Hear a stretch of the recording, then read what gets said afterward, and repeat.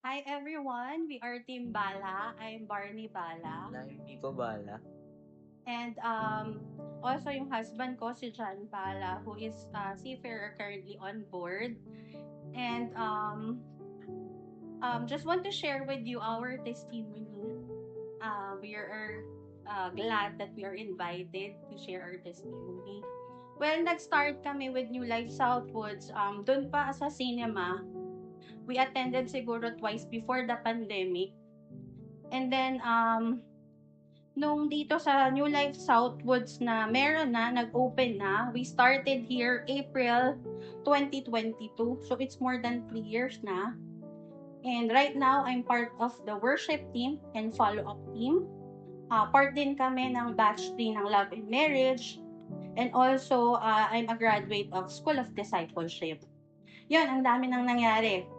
Diba? So we are thankful sa New Life Southwoods community because of so many things, especially to our Pastor James and Grace, na sobrang matyagang nangangamusta sa amin, to give us assignments, nakala mo di mo magagawa, pero magagawa mo naman pala, kaya pala.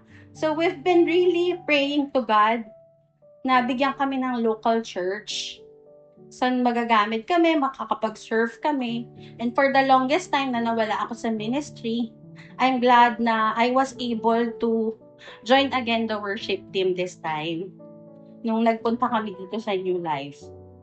And yon, yung anak ko, yung asawa ko, nagkaroon na rin kami ng iba-ibang ministries, maging yung mga pamangkin ko. So every time, also, dito kami nag-grow as a family sa faith namin, especially yung husband ko, kasi nafe-feel at home siya talaga. So every time na aalis siya, actually nagpapaalam siya kila pastors na to take care of us. Binibili niya kaming magtina sa kaila pastors pag aalis siya. So it's not easy to be an OFW. It's not also easy to be an OFW wife. So the distance, no loneliness, syempre gusto mo yung buong family nyo. There were days that you have to make decisions on your own, especially raising your child alone. But it was in those low moments that I truly learned to depend kay Lord.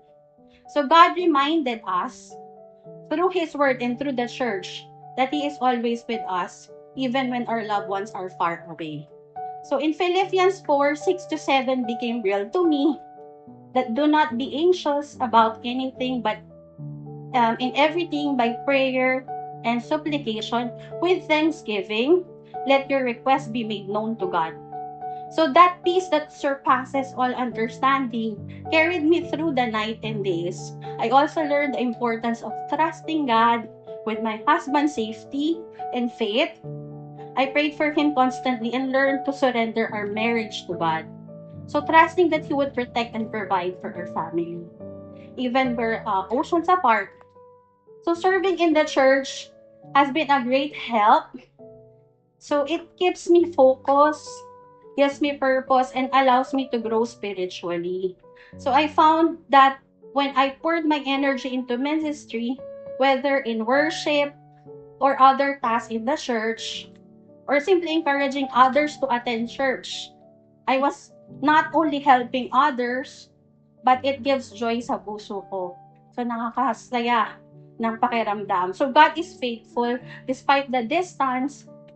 Our marriage and family has remained strong because it is anchored in Christ. And being part of New Life Southwoods community reminds me that I am never truly alone. Especially our Pastor James and Grace has been there to guide and pray for us, our friends and connect groups who has been our great support and prayer warriors then. So to anyone's going through the same journey, keep praying, keep trusting, and stay connected to the body of Christ. So you are always welcome sa New Life Southwoods community. So, ako naman po, I will share my growth from New Life Southwoods. So, nagsimula po ako dati from kids. I was a kids graduate po. Now, I am youth. Youth part of youth. And I am serving for media. Yes, media. And I would say din po na nakakatulong po talaga ang church sa spiritual growth po. Especially, hindi lang po sa akin, sa tingin ko po naman sa lahat po. And nakikita ko po yun sa kay mami and sa mga pinsan ko po and sa friends po. And Yun po. So, importante po sa lahat dito ni Miko na tagpuan yung first love niya.